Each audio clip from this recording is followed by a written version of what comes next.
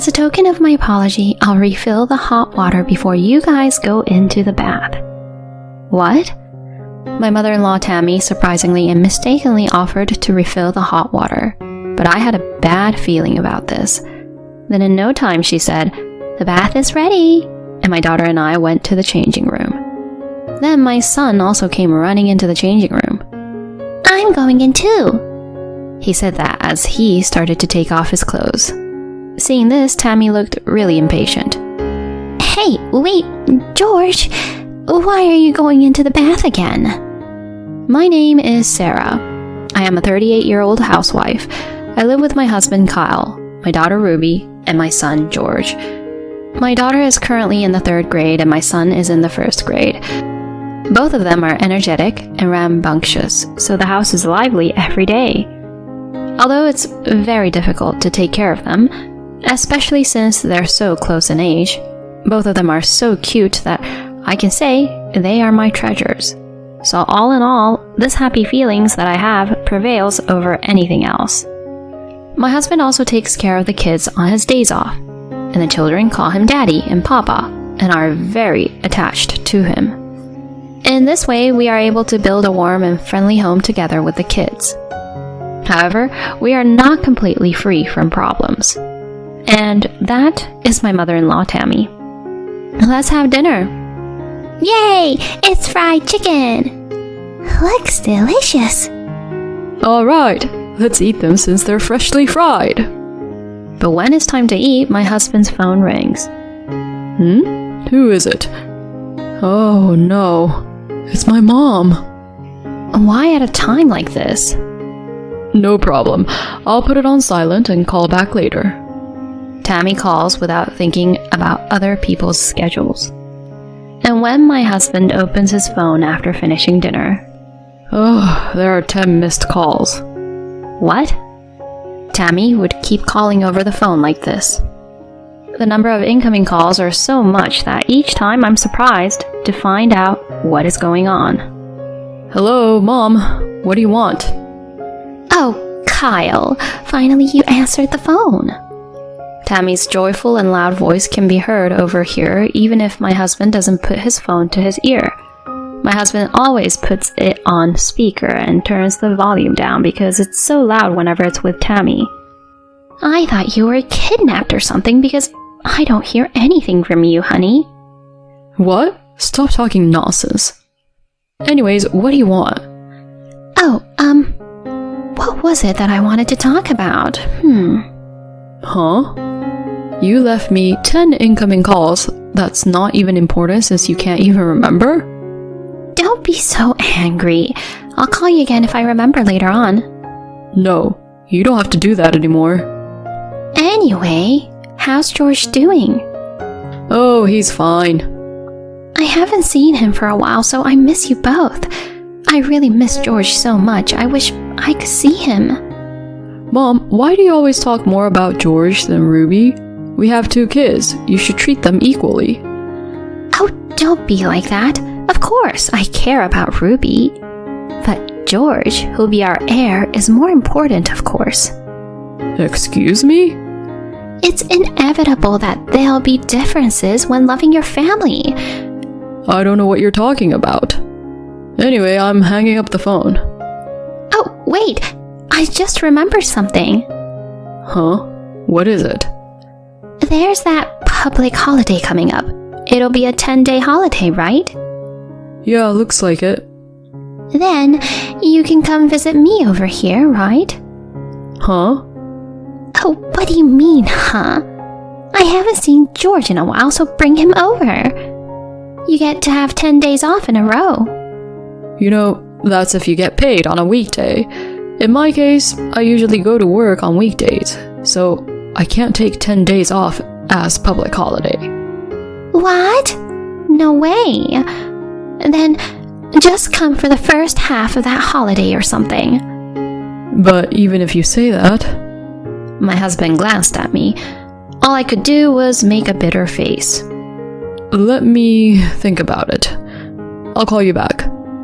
Oh, hey! With that, my husband hung up the phone. What shall we do? If it were only Tammy at the house, I would immediately decline and get over with this conversation.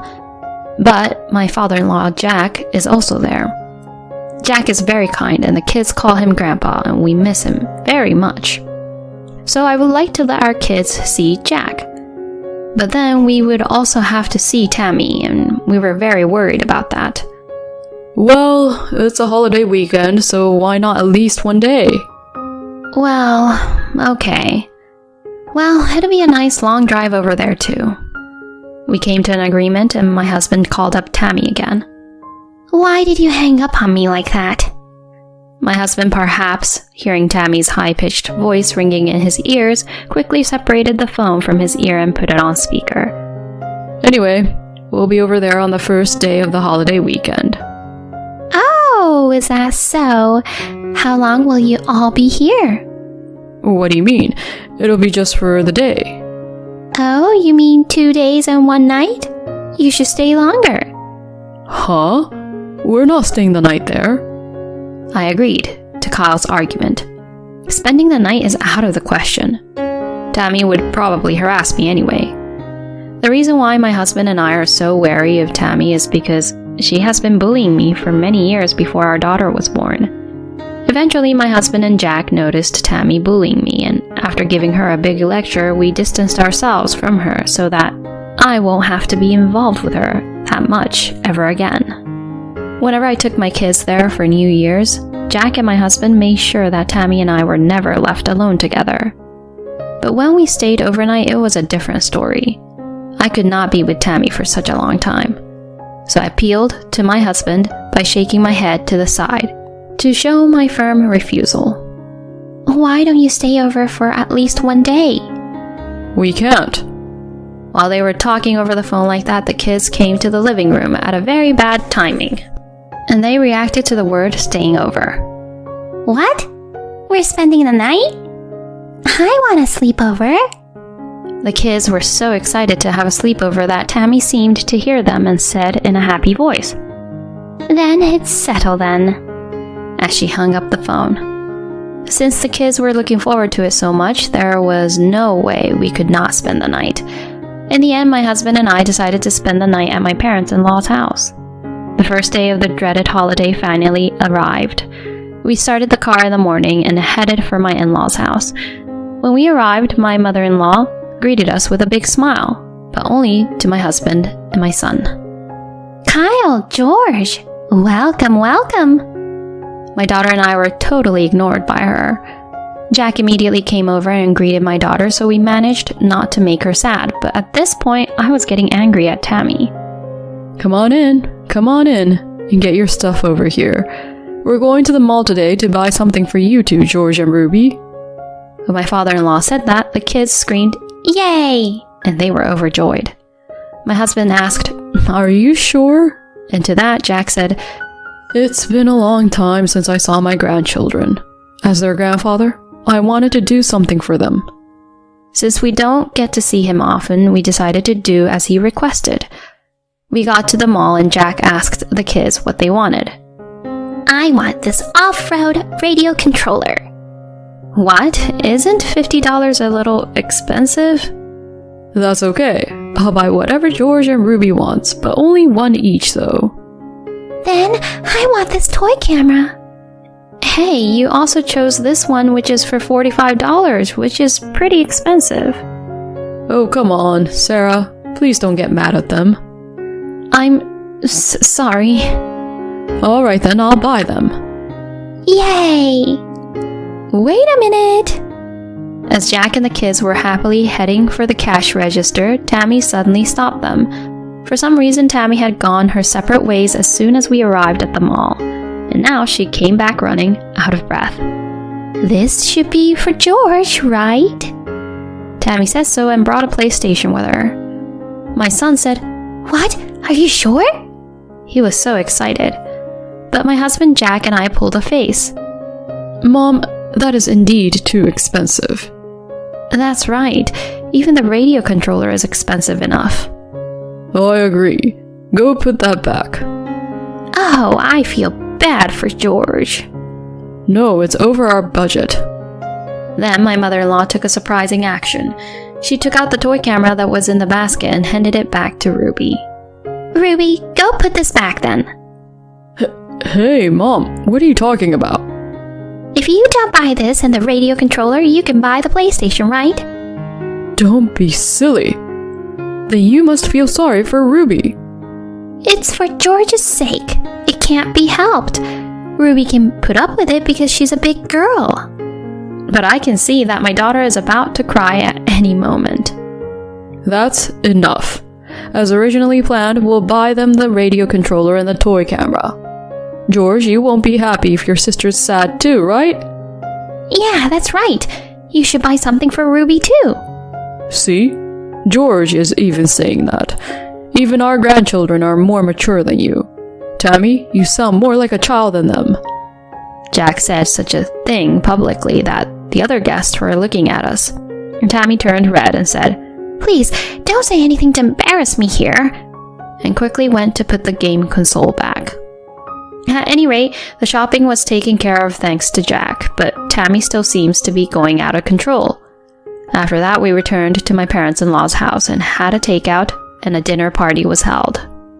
But neither my husband nor I dared to drink alcohol because we didn't know what was going to happen.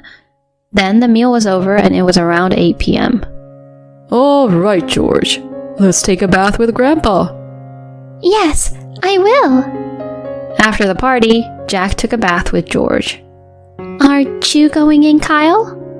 Nah, I'm okay for tonight. I took a shower this morning. I see. Then Sarah and Ruby are going in next, is that right? My daughter is scared of Tammy and clings to my back. Ruby, I'm sorry about earlier. As a token of my apology, I'll refill the hot water before you guys go in the bath. Huh? Unexpectedly, Tammy apologizes, and then she says, I'll change the water for you. This is something that normally should be taken in as kindness. Jack also said, I am sure my wife is sorry for what happened at the mall, so please, forgive her. But I had a bad feeling about this. Then after a while, Tammy said, The bath's ready, and my daughter and I headed for the changing room. Then my son also came running into the changing room. I'm going in too. He said that as he started to take off his clothes. Seeing this, Tammy became impatient. What? Wait, George. Why are you going back in? You got in the bath already with Grandpa, didn't you? Because I want to go in the pool too. Huh? Pool? I look at Tammy. She looks very uncomfortable.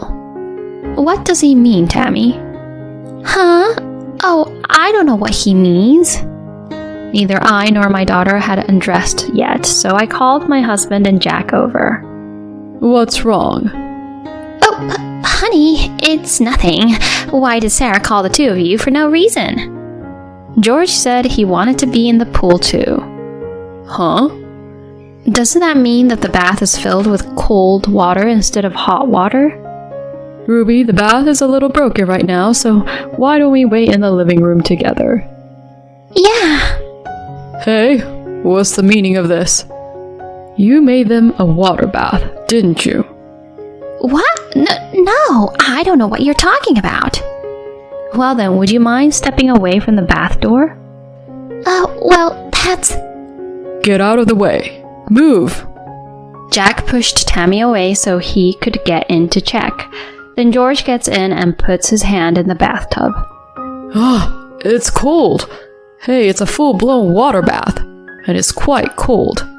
If you jump into a place like this thinking it's hot water, it's not good for your heart at all. What if they get startled, slips in here, and get hurt? I'm sorry. I thought it was hot water, but I must have poured cold water in by mistake. Huh? You did it on purpose, didn't you? No way! I would never do such a thing on purpose. Neither I nor Jack believed Tammy's words. Hey, George, why did you say pool? Because my grandma told me that she was going to fill it with water and turn it into a pool. She said she was going to use the toy camera to take a photo of you and Ruby's reactions when getting into the cold water. George! George completely exposed Tammy's plan. "Jack, I'm very angry too, but I don't know what I'm going to do, so can I leave the rest to you?" "Yeah, just go to the living room with George for now." And we went to the living room and turned up the volume on the TV. I could hear Jack's tremendous, angry voice coming from the bathroom. Then Jack came over to us, and Tammy, who looked really down, followed behind him. "I'm sorry, Ruby. The bathtub seems to be broken after all. Sarah, Kyle, there's a hotel with a nice bath nearby. Why don't we all stay there today? Of course, I'll have my wife stay at home." Tammy was wide-eyed and surprised, but when Jack glared at her, she slumped down without saying anything. "Are you sure? I know the manager and the people who work there. I just asked if they had rooms available, and they said they had family rooms and single rooms available. I'll stay in the single room, and you can all stay in the family room. They'll also give me a nice discounted price, so it'll be my treat. We can even have a nice breakfast buffet tomorrow morning." The kids were excited about being able to go to the nice hotel with a nice bath and the buffet. Since neither my husband nor I had been drinking, we drove to the hotel. We then enjoyed our stay at the hotel. Since Tammy was not there, we were able to enjoy ourselves without any stress. And the next day, my husband and Jack carried our luggage from the house to the car on the way home, so we didn't have to see Tammy at all. Then one day a month later, the intercom suddenly rang on a Saturday afternoon, and when I answered it to see who it was, to my surprise, Tammy.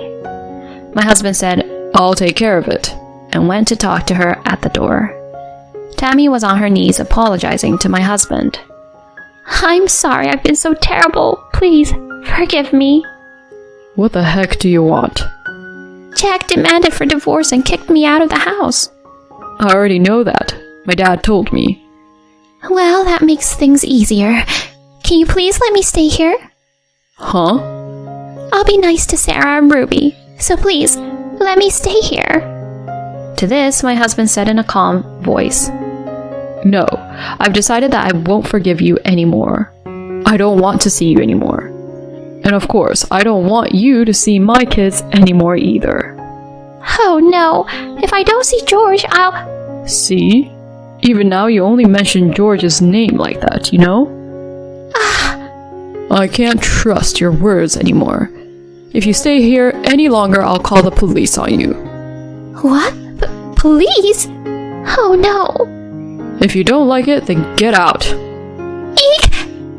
Tammy then ran away in a panic, frightened. I wonder why she thought she could stay in this house after what she had done. I don't know what Tammy has been doing since then, but I guess she is living in a lonely state without money or family. Well, she got what she deserved, so I don't feel sorry for her.